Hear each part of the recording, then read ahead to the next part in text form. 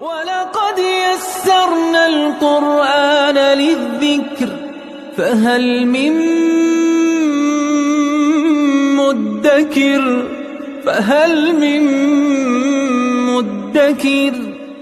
اعوذ باللہ من الشیطان الرجیم بسم اللہ الرحمن الرحیم الحمد للہ رب العالمین وصلی اللہ علی سیدنا و نبینا بالقاسم المصطفى محمد وعلى آلہ الطیبین الطاہرین المعصومین اما بعد اعوذ باللہ من الشیطان الرجیم الم تر الی الذین قیل لهم کفوا ایدیکم واقیموا الصلاة وآتوا الزکاة فلما كتب عليهم القتال إذا فريق منهم يخشون الناس كخشية الله أو أشد خشية وقالوا ربنا لما كتبت علينا القتال لولا أخرتنا إلى أجل قريب قل متاع الدنيا قليل والآخرة خير لمن اتقى ولا تظلمون فتیلا صدق اللہ العلی العظیم۔ پروردگار عالم نے سورہ نساء کی ان آیات میں جن میں گفتگو جاری ہے جہاد اور قتال کا تذکرہ فرمایا، کیونکہ جو مدینہ کے ابتدائی حالات ہیں وہاں پہ جنگوں کا مرحلہ ہے، وہاں پہ افراد مختلف گروہ میں تقسیم ہو چکے ہیں، اور یہ ہر دور میں ہے کہ جب معاشرہ کوئی کسی مشکل کا شکار ہوتا ہے، اس پہ امتحان آتا ہے تو افراد تقسیم ہوتے ہیں، معلوم ہوتا ہے مضبوط ایمان والے کون سے ہیں، کمزور ایمان والے، منافقین۔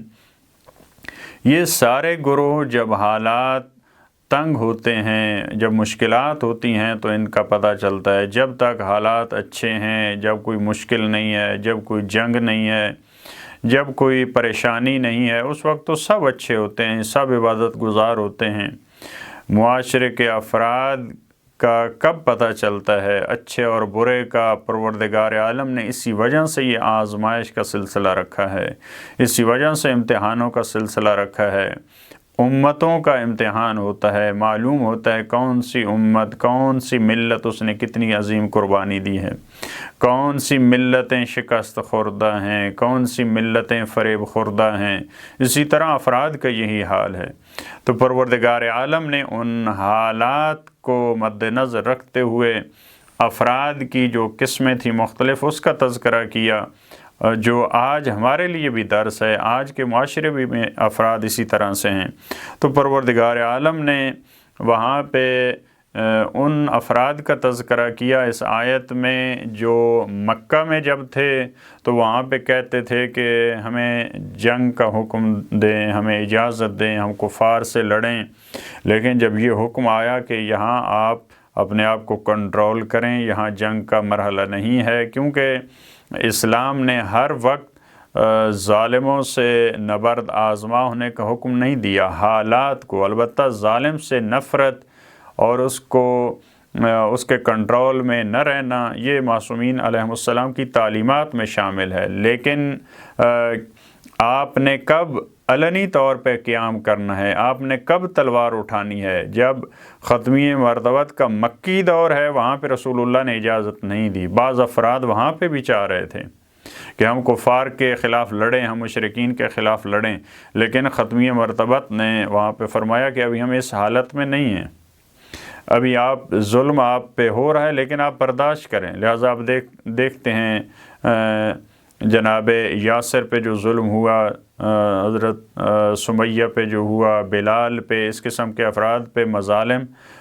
ہوتے رہے، لیکن ختمی مرتبت نے برداشت کا کہا، اور ایک مرحلے میں حبشہ کی طرف ہجرت کا کہا۔ پھر جب مدینہ میں ہجرت ہوئی، اب یہاں پہ جہاد اور قتال کا حکم آیا۔ وہ افراد جو مکہ میں کہہ رہے تھے کہ ہمیں جنگ کی اجازت دی جائے، جب قتال کا حکم آ گیا تو اب وہاں پہ لڑنے کے لیے تیار نہیں ہیں۔ ایک ایسا گروہ تھا، تو قرآن کریم نے اس آیت میں ان افراد کا تذکرہ کیا، فرمایا الم تر الی الذین، کیا آپ نے نہیں دیکھا ان لوگوں کی طرف، یعنی آپ نے غور نہیں کیا، آپ نے توجہ نہیں کی، آپ نے نہیں دیکھا ان لوگوں کی طرف۔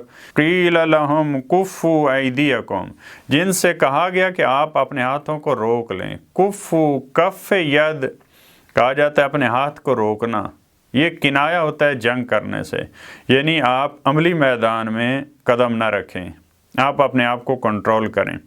وَأَقِيمُوا الصَّلَاةَ وَآتُوا الزَّكَاةَ، اور آپ نماز قائم کریں اور زکوٰۃ ادا کریں، یعنی آپ کی جو انفرادی عبادات ہیں، جو آپ کو خدا اور قرب الہی کی منازل کی طرف کام لے کے جاتے ہیں، آپ ان کی طرف توجہ دیں۔ مکہ میں آپ اپنے آپ کو کنٹرول کریں، وہاں آپ نماز پڑھیں، وہاں پہ زکوٰۃ دیں، صدقہ دیں، جو دوسری عبادات ہیں وہ انجام دیں۔ فَلَمَّا كُتِبَ عَلَيْهِمُ الْقِتَالُ، لیکن جب وقت آیا اور ان پہ قتال کا حکم فرض کر دیا گیا، ان سے کہا گیا کہ اب آپ جنگ کریں، اب بدر کا مرحلہ ہے، اب احد کا مرحلہ ہے، اب خندق کا مرحلہ ہے، آپ کو اجازت دے دی گئی۔ اِذَا فَرِيقٌ مِّنْهُمْ، تو انہی میں سے ایک فریق جو وہاں پہ کہہ رہے تھے، اس آیت کے لب و لہجے سے یہ پتہ چلتا ہے، البتہ اس آیت میں یہ نہیں ہے کہ وہ اجازت لے رہے تھے کہ ہمیں جنگ کرنے دیں اور ان کو کہا گیا کہ آپ جنگ نہ کریں۔ قرآن کریم کیونکہ اختصار اس کی بنا ہے، کفو ایدیکم، یہاں سے پتہ چل رہا ہے کہ ان کا تقاضا تھا، اس لیے قرآن کریم نے فرمایا کہ آپ اپنے ہاتھوں کو روکیں، آپ ابھی جنگ نہ کریں۔ اس سے پتہ چلتا ہے کہ وہ جنگ کرنا چاہ رہے تھے، اجازت لینا چاہ رہے تھے، لیکن ان کو روکا۔ جب قتال کا حکم آ گیا، اذا فریق منہم، انہی میں سے اچانک کیا ہوا، ایک ایسا فریق اٹھا، یخشون الناس کخشیت اللہ، وہ لوگوں سے اس طرح ڈرنے لگ گئے جیسا کہ اللہ سے ڈرا جاتا ہے۔ لوگ کون ہیں؟ وہ کفار و مشرکین مکہ ہیں۔ خدا کے بارے میں جو خشیت ہے، جیسا کہ قرآن کریم نے کہا انما یخشی اللہ من عبادہ العلماء، خشیت الہی میں جو سب سے آگے ہیں وہ علماء ہیں، وہ اہل علم ہیں، اہل دانش ہیں۔ یہ لفظ خدا کے لیے استعمال ہوتا ہے، لیکن جب انسان صحیح راستے سے ہٹتا ہے، وہی خشیت کس کے لیے آ جاتی ہے اس کے دل میں؟ وہ دشمن سے ڈر رہا ہوتا ہے، وہی جھکاؤ، وہی ڈرنا، وہی گریہ زاری، وہی اس کا سر تسلیم خم ہو جانا، وہ کس کے لیے ہو جاتا ہے؟ دشمن کے لیے۔ جو سجدہ اس نے خدا کو کرنا ہوتا ہے وہ ظالم کو کرنے لگ جاتا ہے، وہ طاغوت کے سامنے جھکنے لگ جاتا ہے۔ او اشد خشیہ، اور یہ مقام افسوس ہے کہ جیسے خدا سے ڈرنا چاہیے، اس سے اگلے مرحلے میں اس سے زیادہ شدید وہ ڈر رہے ہوتے ہیں جنگ سے، کہ اب ہمیں نہیں نکلنا، اگر ہم گئے تو وہاں پہ ہمارے ساتھ یہ ہو جائے گا، ہمیں قتل کر دیا جائے گا، ہم مار دیے جائیں گے۔ وَقَالُوا رَبَّنَا لِمَ كَتَبْتَ عَلَيْنَا الْقِتَالَ، ان کی ایک اور جسارت اسی کے ساتھ کہہ رہے ہوتے ہیں، اے ہمارے پروردگار۔ اب اس سے پتہ چلتا ہے کہ یہ کمزور ایمان والے افراد تھے، لیکن مومن تھے، مسلم تھے، کیونکہ کہہ رہے ہیں ربنا، اے ہمارے پروردگار، لما کتبت علینا القتال، اے پروردگار تو نے ہم پہ قتال کیوں واجب کر دیا؟ خدایا ہمیں یہ جہاد کا حکم ہمیں کیوں دے دیا؟ یہ تو اتنا بڑا سخت حکم ہے۔ لولا اخرتنا الی اجل قریب، اے کاش پروردگارا تو اس کو مؤخر کر دیتا اجل قریب تک، یعنی ہماری جو طبی جو نیچرل ہماری زندگی ہے اس تک، یعنی جب تک موت ہمیں آتی ہے تب تک اس کو آپ مؤخر کر دیتا، کیوں نہیں مؤخر کیا پروردگارہ تو نے؟ لولا اخرتنا الی اجل قریب، یعنی ہمیں کیوں پروردگارہ تو نے جو ہماری زندگی ہے طبی مثلا 60 سال 70 سال، البتہ یہ قریب بھی قرآن نے استعمال کیا، وہ تو اس کو بہت ہی مفید زندگی سمجھ رہے ہوتے ہیں جو دنیا کی زندگی ہوتی ہے، لیکن ان کی زبان پہ یہ ہوتا ہے کہ خدایا تو نے مؤخر نہیں کر دیا، کیوں نہیں کر دیا؟ اب ہمیں ممکن ہے 30 سال کی ایج میں ہمیں شہادت کے لیے جانا پڑے، 40 سال کی ایج میں ہمیں شہید ہونا پڑے، پروردگارہ ہمیں یہ 5 سال جو زیادہ ہیں، البتہ یہ کسی کے علم میں نہیں ہوتا، ممکن ہے ایک فرد وہ شہادت کے لیے نہیں گیا، لیکن اسی دن وہ اپنی نیچرل جو اس کی موت ہے اس کے ذریعے وہ دنیا سے چلا جائے۔ یہ کسی کے لیے گارنٹی نہیں ہوتی کہ وہ اگر شہادت کے لیے جاتا ہے 30 سال میں شہید ہوتا ہے، اور اگر وہ وہاں پہ نہ جاتا تو وہ 60 سال زندگی بسر کرے گا، یہ تو کسی کے علم میں نہیں ہے۔ لیکن ان کا یہ اعتراض ہوتا تھا، پروردگارہ ہمیں جو ہماری طبی عمر ہے اس تک ہمیں تو انہیں کیوں نہیں جانے دیا؟ اب یہ ہمیں جنگ کرنا پڑے گی اور ہمیں جو زندگی ہے اس سے ہاتھ دھونا پڑے گا۔ قل متاع الدنیا قلیل، ختمی مرتبت کو مخاطب قرار دیتے ہوئے فرمایا کہ ان سے کہہ دیجئے، یعنی ایسے افراد کو قرآن کریم اور پروردگار نے مخاطب قرار دینے کے قابل نہیں سمجھا۔ یہ جو صنعت التفات ہے قرآن کریم میں، اس کی بہت خوبصورت اس کی وجوہات ہیں اور اس کی تعویلیں اور توجیہات ہیں۔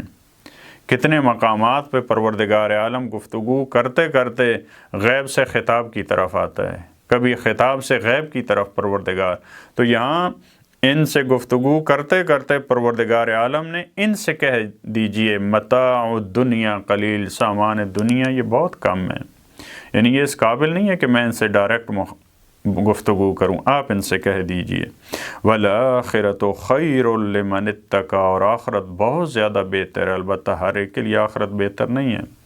لمن اتقى، جو تقوی اختیار کرتا ہے، جو پرہیزگار ہے، جو اللہ کی نافرمانی سے بچنے کی کوشش کرتا ہے، اس کے لیے آخرت بہت اچھی ہے۔ وَلَا تُظْلَمُونَ فَتِيلًا، اور ان پر ذرہ برابر ظلم نہیں کیا جائے گا۔ فتیلہ جو معمولی سی چیز ہوتی ہے، معمولی سا جو دھاگا ہوتا ہے، یا بعض نے کہا جو خرما کے اور کھجور کے درمیان جو ایک سوراخ ہوتا ہے، اس پہ جو ایک نازک سا پردہ ہوتا ہے، اس کے لیے استعمال ہوتا ہے۔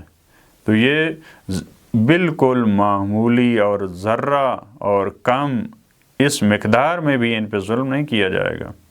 یہ ان کے اپنے اعمال کی سزا ہے۔ اگر پروردگار عالم ان کو وہاں پہ سزا دیتا ہے اس دنیا میں یا آخرت میں، تو ان کے اپنے اعمال کی وجہ سے ہے۔ پروردگارہ، تو اس سے ہم دعا مانگتے ہیں کہ اگر ہمارے ذمے جو حکم آتا ہے تیری طرف سے، جو ذمہ داری آتی ہے، پروردگارہ ہمیں توفیق دے کہ ہم اس کو اچھے انداز میں، احسن انداز میں بجا لائیں اور اس پہ عمل کریں، چاہے وہ جہاد کا حکم ہو، چاہے وہ قتال کا حکم ہو، چاہے وہ کسی طرح سے تیری راہ میں وہ کوشش ہو، پروردگارہ اس میں ہمیں ثابت قدم رہنے کی توفیق عطا فرما۔ اللہم صل علی محمد و آل محمد۔